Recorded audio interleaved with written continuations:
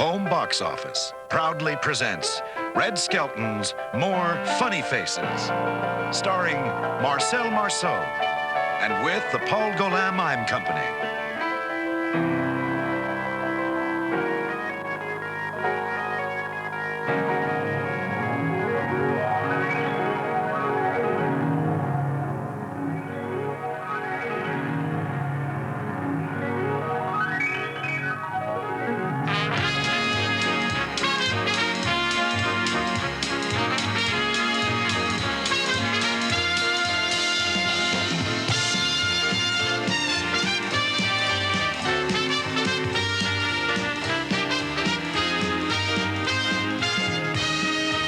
And now, ladies and gentlemen, one of America's clowns, Red Skelton.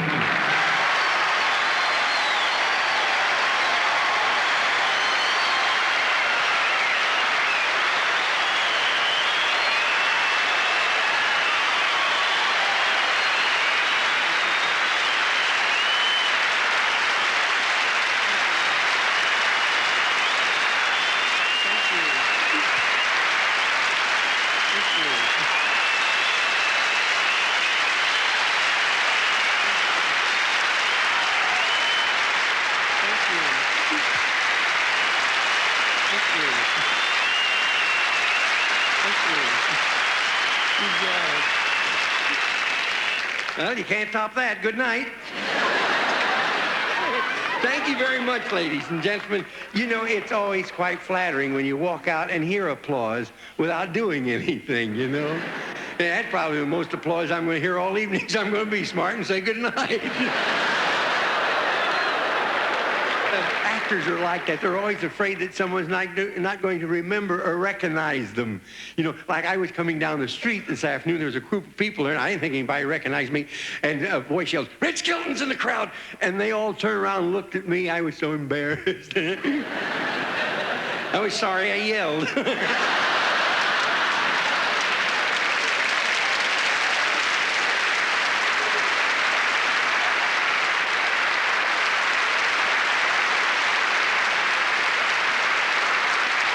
But it's nice to be back in Canada again, and I'm actually here by popular demand. I was here in 1934.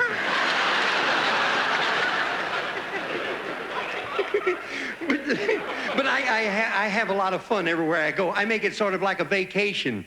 As a matter of fact, I said to my wife, "Would you like to go on a vacation?" She says, "No, our marriage is a vacation." She didn't exactly say it that way. Said, "When I married you, you were my last resort." That's the way.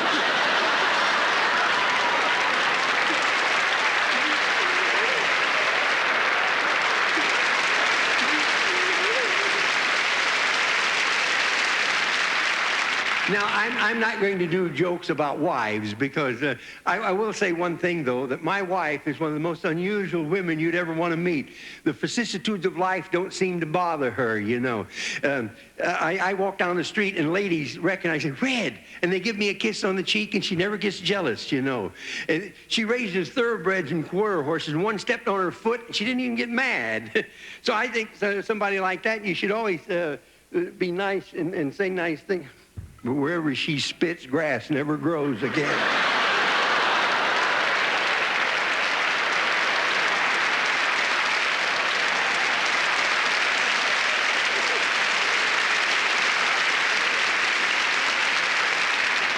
My wife's nice, though. She's really nice. She calls me Sweetie Pie, Honey Bun, and she can't remember my name. No, but I'm having a lot of fun here. Do I sound a little husky? Huh? Do I sound? I'll tell you what it is. It's the hotel where we're staying. Where are we staying? Yeah, world's largest basement. I'll tell you. No, they gave me a lovely room with running water, even when you shut it off. But they got the greatest security system I've ever seen in my life. The security officer knocked on my door and he says, "You got a girl in there?" And I says, "No," and they threw one in.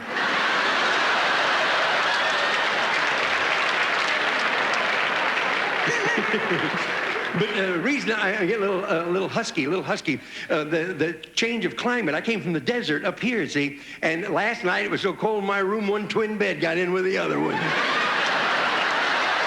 Look, I'm a 33rd degree Mason, and last night I went down 4 degrees. I couldn't sleep all night long. My teeth are chattering. I finally got up and took them out of the glass. But no, it's a nice hotel. It's a nice hotel. They got a real bellhop over there. This guy's got 1 leg.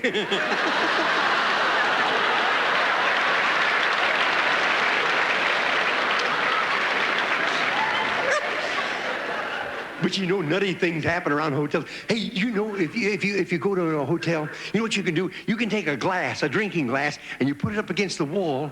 Yeah. Put it up against the wall, and you can hear everything in the other room. Last night, I'm standing there. What do you think I hear? A guy on the other side with a glass.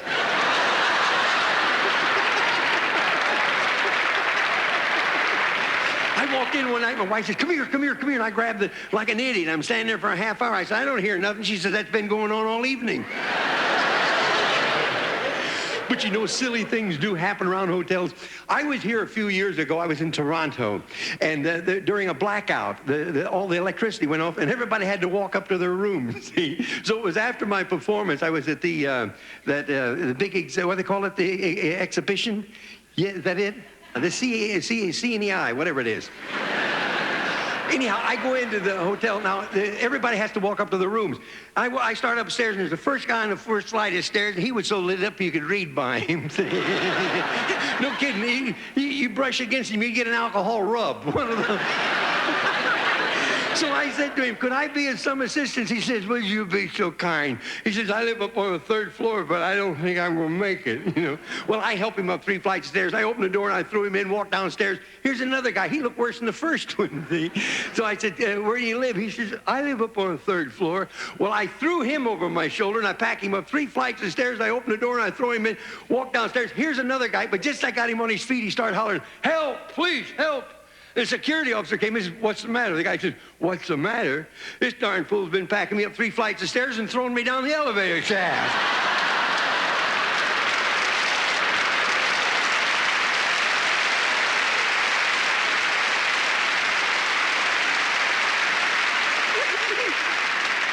And one night there was a lady called downstairs, and she says to the room clerk, there's a man up across the court. He's taking a bath, and he has the shades up.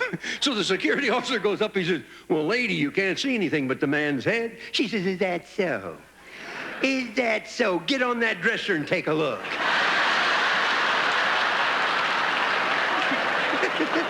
Would you bring me the hat? Would you bring me my hat?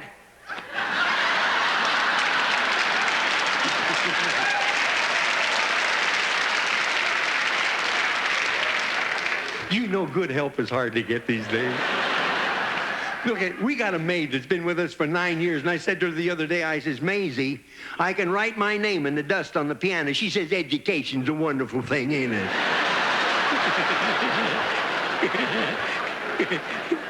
I got a joke for you. It's about time. 2 seagulls, Gertrude and Heathcliff.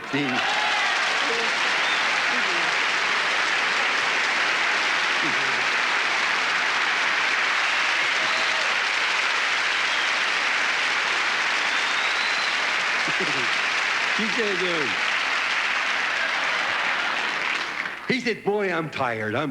She said, what are you tired about? You haven't been doing anything. He says, do you realize that every day I do this about 45,000 times a day? She said, you're putting me on. He says, no, 45,000 times a day I do this. She said, wouldn't it be easier to buy some deodorant?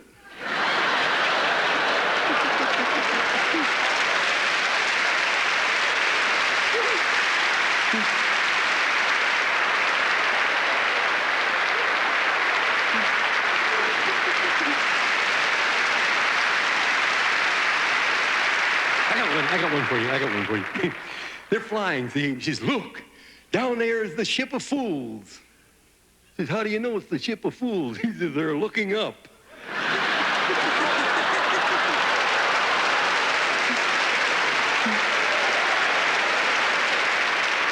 I got a joke. There's an elephant talking to a hippopotamus. The elephant said, you know... The elephant said, you know, there was...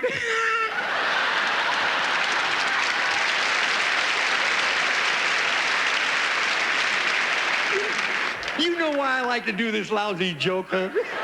Every time I wrinkle up my nose to talk like this, I look down the front row and they're all doing the same thing.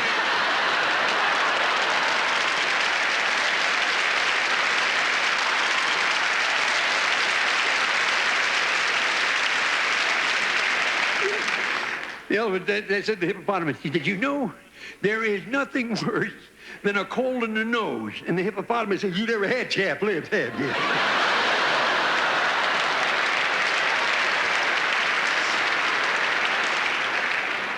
I started to tell you something. Say, I may start to tell you a joke and then wander off somewhere, but I get back to the joke eventually, you see.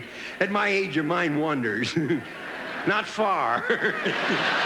See, I found out a long time ago that I'm nuts, see, but I admit it. See. I found out another thing, too. I may be nuts, but as long as I make money, they ain't gonna lock me up. I know that.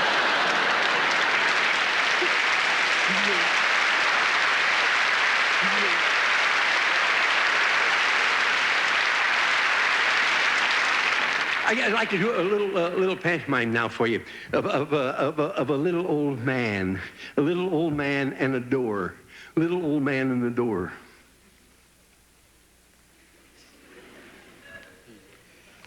You think I'm acting? This is when I'm acting.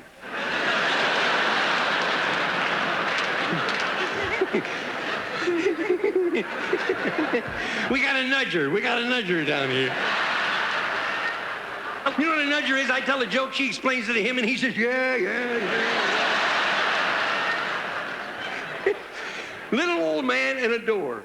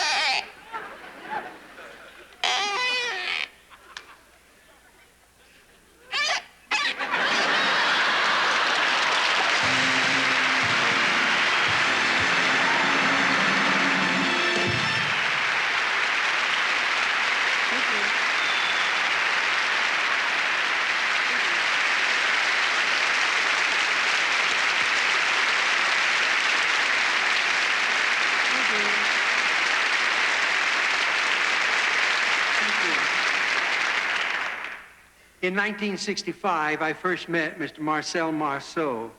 He was on my television show. We did 3 specials together, one for the United Nations.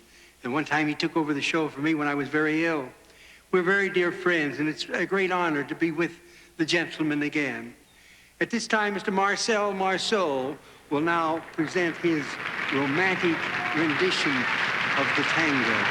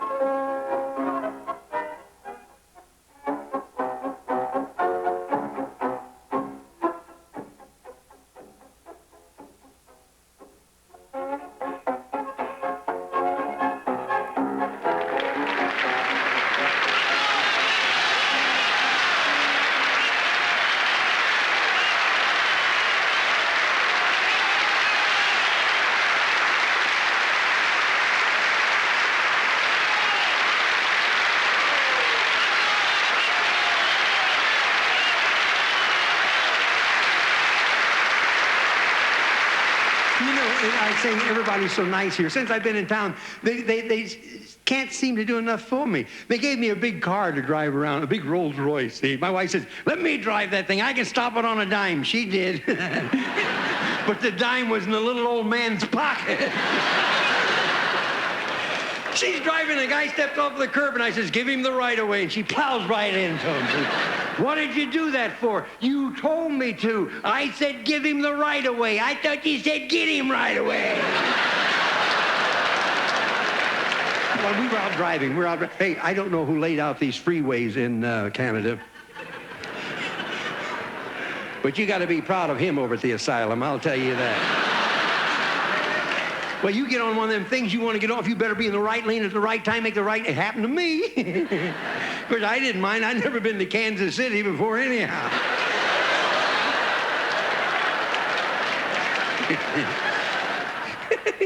Anyhow, we're driving, see, and we go into this gas station. You know what I can't understand about a gas station? The cash box is out in the open, the office is out in the open, and they lock the restrooms.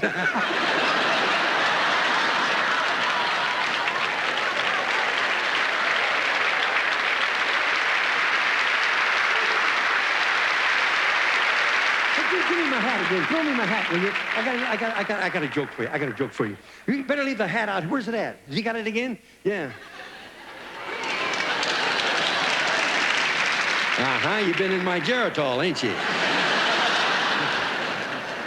I got a joke for you. I was driving the other day to avoid an accident. I had to pull in front of a lady driver. She was very nice about the whole thing. Said something about the beach. I didn't hear what it was.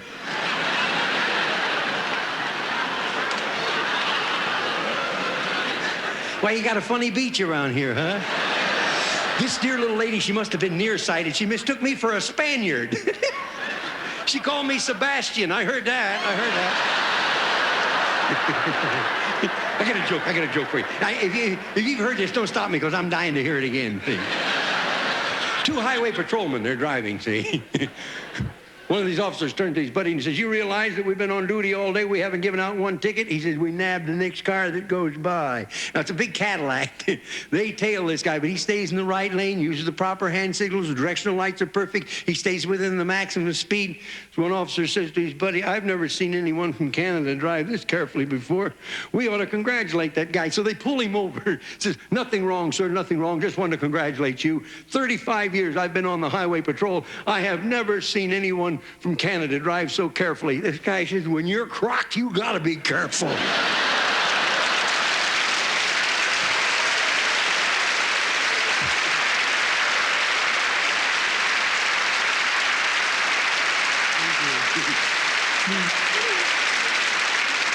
I'd like to do for you now, as you get older in life, you sort of look back at things. I remember a lot of things. Like, I remember when I was a little boy, you'd stand on the roadside and something would whiz by you. It'd be some horse feeling his oats, you know.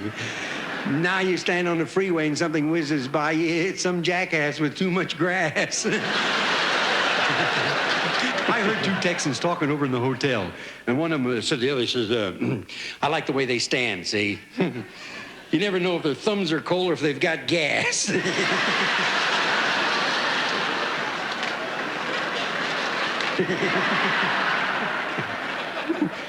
He says, now that we're getting friendly with China, tell me, do you believe in Buddha?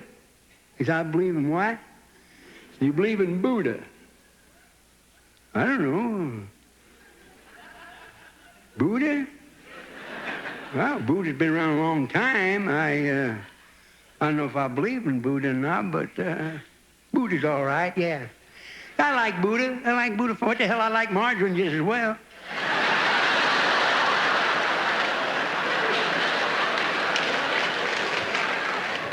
I play a lot of the colleges, and while I was at Muncie, Indiana, at Ball State University, the students got together and they made Clem Kadiddlehopper a doctor of foolology. So at this time, we would like to introduce you now to our friend, Clem Kadiddlehopper.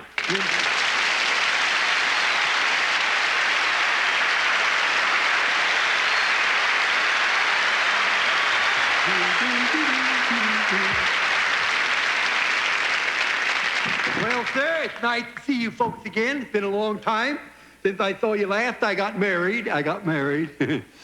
I had a military wedding. Well, there were guns there, let's put it that way. My wife is a lovely lady. She's only 21. Of course, that's 150 for you and me.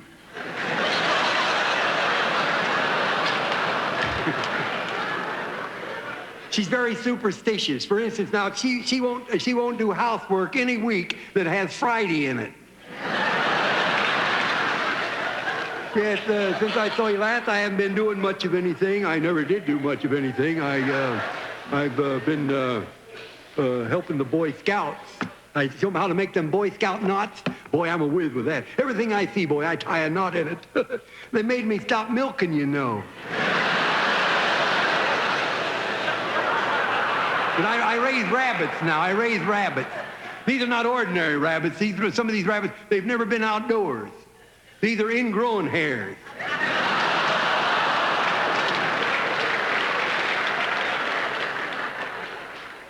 You better start the car.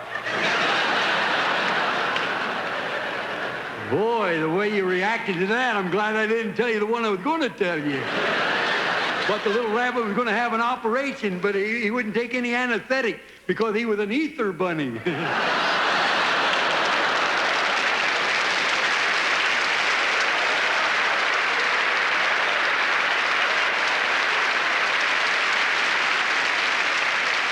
But you know, my rabbits are smart. My rabbits are smart. I make them mind. I shake a stick at them. I say, you mind me, and I shake this stick at them, you know. The other day I had a couple who wouldn't mind me at all. So I locked them up in a barn for a few days. I'll never do that again either. I opened that door, I had more rabbits than I could shake a stick at.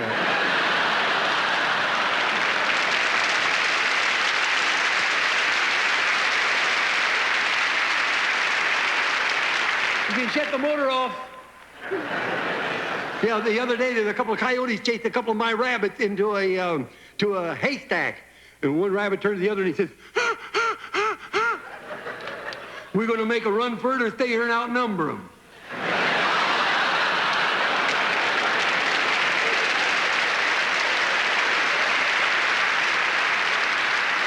He said, we're going to make a run for it, you idiot. We're brothers. Tonight, I would like to recite to you, some poetry that I have written. And this poetry here is, this poetry is set to the same cadence as Rudyard Kipling's poem, Boots. You've all heard Boots? You've never heard Boots? Boots, boots, marching up and down again. Boots, boots. In the slush and in the rain, cannons and guns firing far beyond their range, and there's no silence in the night. Now you heard it.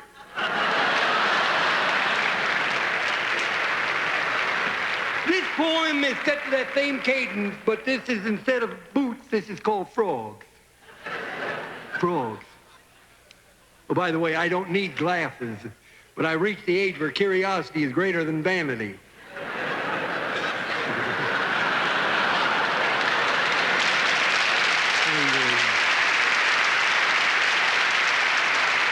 I just got these a few days ago. My optimist came up to me and he said, my eye doctor, the optimist. There's a guy one brick short of a load, too, I'll tell you. He says to me, Clem, come in and get your eyes checked. Well, I don't like checked eyes. I like them brown like they are.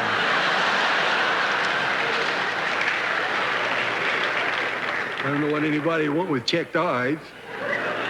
It's all right if you're a cab driver, I suppose, but I wouldn't care for them myself. This poem is called Frogs, and it's set to the same cadence here. I will, I've heard it myself. I don't care for it.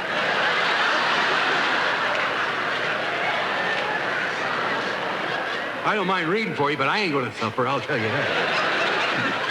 This is set to that same cadence. Say, maestro. Is he all rehearsed now? Okay.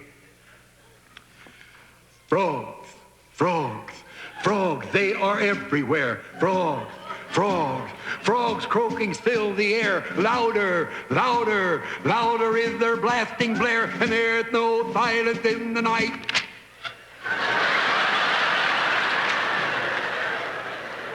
Well, you knew I wasn't Richard Burton when I came out here.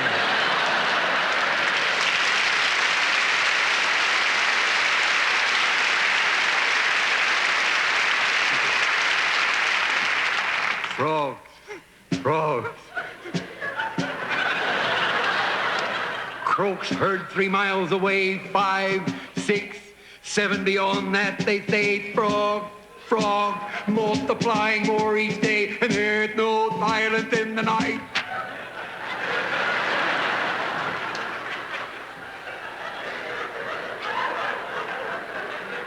Now there's some undertone tittering going on out there.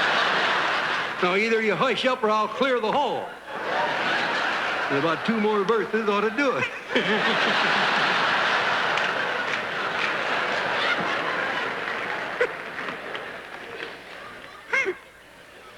Frogs.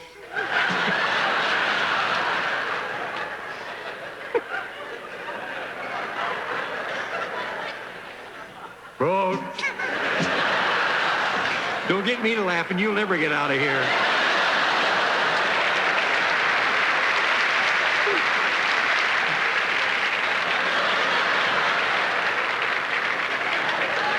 Frog, frog, don't try to seek them out. Frog, frog, frogs hiding all about. Grab, grab, grab their throats and wring them out, 'cause there's no silence in the night.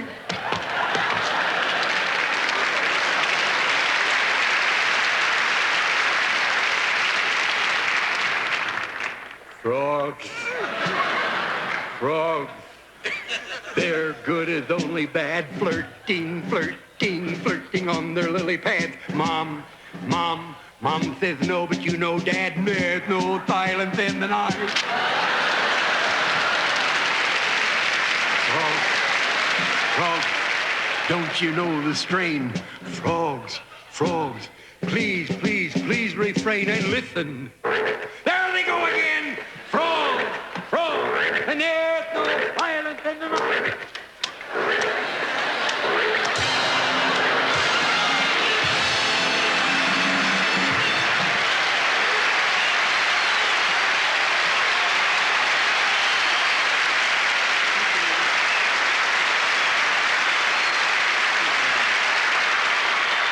Seems that each day new talent keeps popping up, but they've worked a long time at what they're doing. We now present Canada's finest mime troupe, Paul Gaulin presenting Traveling.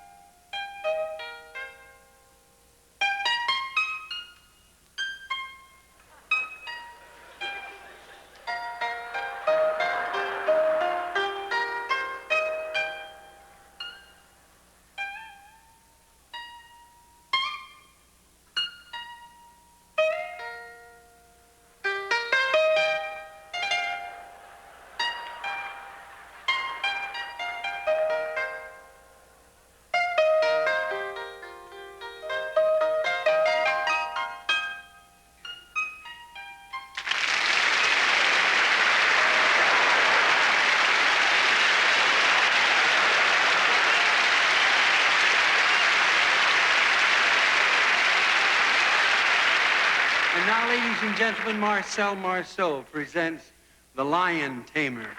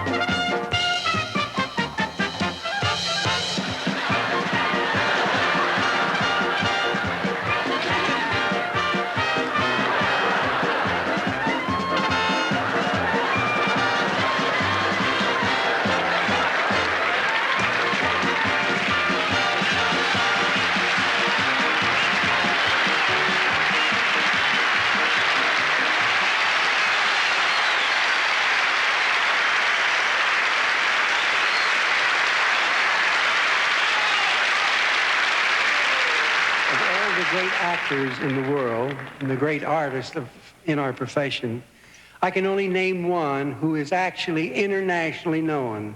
He's played every country in the world, and people know and they love him. But you know what's kind of sad about the whole thing? Marcel says, well, when I go out on the street and I take off my outfit, nobody recognizes me. So would you like to see Marcel Marceau without his outfit on? Marcel Marceau.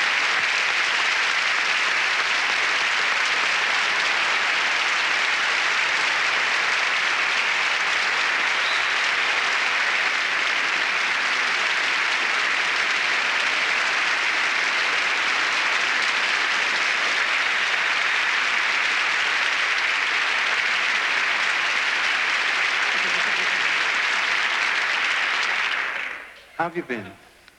That's good. How are the folks? The children? How many you got now? Oh, they're going the other direction. Another one, too.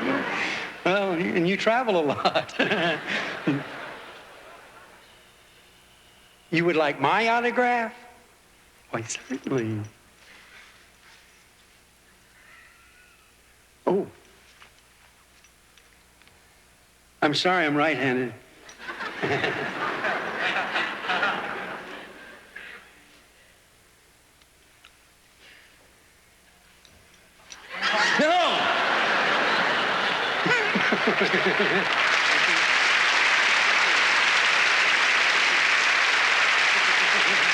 Ladies and gentlemen, Marcel Marceau.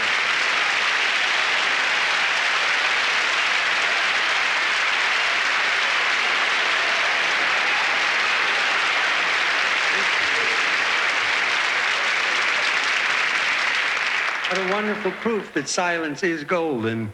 I remember years ago when I played Shay's Theater here in Toronto, and I used to do kind of nutty pantomimes and mimes. I do things like breaking an eggshell, and I was the yolk falling out of it. How to carry $1,000, anybody knowing you've got it? Well, one gentleman says, I remember when you were in vaudeville, you did a piece of bacon being fried on a hot griddle. So, yeah. So he said, I'm going to be there tomorrow night, and would you do that for me? So I'll now do a piece of bacon being fried on a hot griddle. Ain't you glad you came?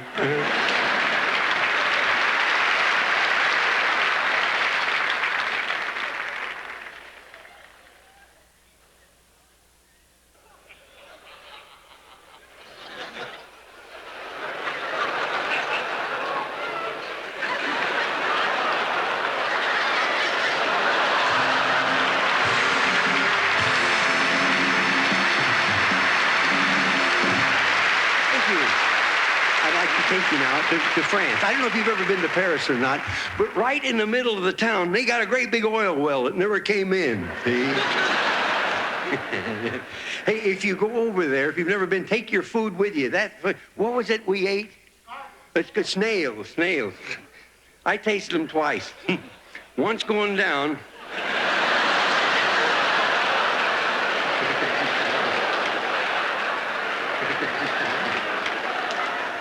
Now, there are two ways to get to the top of the Eiffel Tower.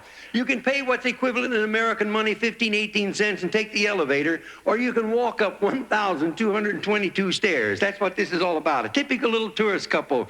He wants to take the elevator, but she wants to save money on the trip. You have to imagine the wife, but we now take you to the Eiffel Tower.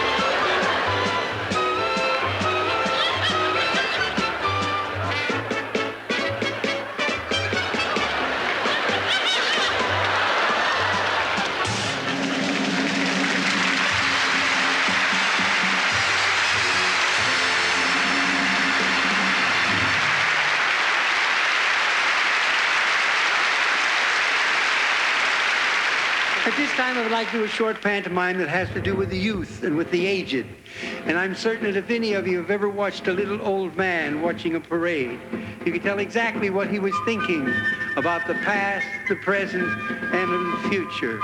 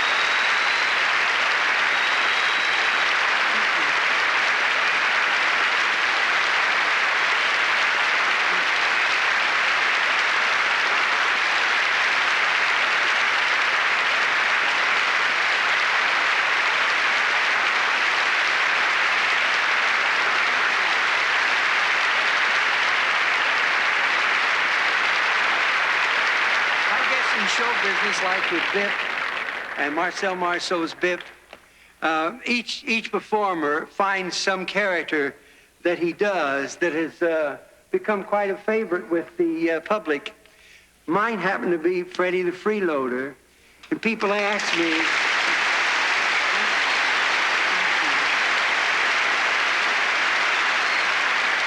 they've asked me a lot of times where did you get the idea for Freddie the Freeloader, and who is Freddie the Freeloader, really? Well, I guess you might say that Freddie the Freeloader is a little bit of you, a little bit of me, a little bit of all of us, you know.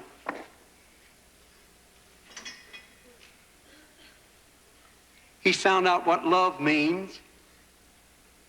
He knows the value of time. He knows that time is a glutton that eats up life. We say we don't have time to do this or that. There's plenty of time. The trick is to apply it. Our greatest disease in the world today is procrastination. And Freddie knows about all of these things, and so do you. He doesn't ask anybody to provide for him because it would be taken away from you. He doesn't ask for equal rights if it's going to give up some of yours. And he knows one thing, that patriotism is more powerful than guns.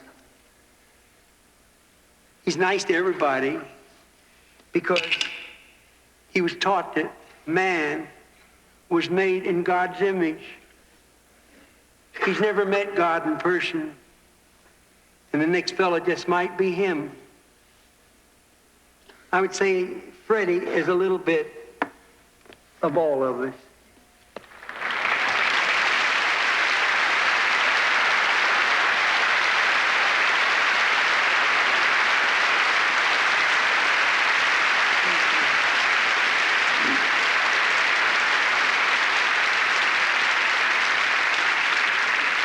I'll try to sum everything up with a little song that I have written. The time has come to say goodnight. My, how time does fly. We've had a laugh, perhaps a tear, and now we hear goodbye. I really hate to say goodnight, for times like these are few. I wish you love and happiness in everything you do. The time has come to say goodnight, and I hope I've made a friend. And so we'll say, may God bless until we meet again. Good night, and may God bless. Thank you.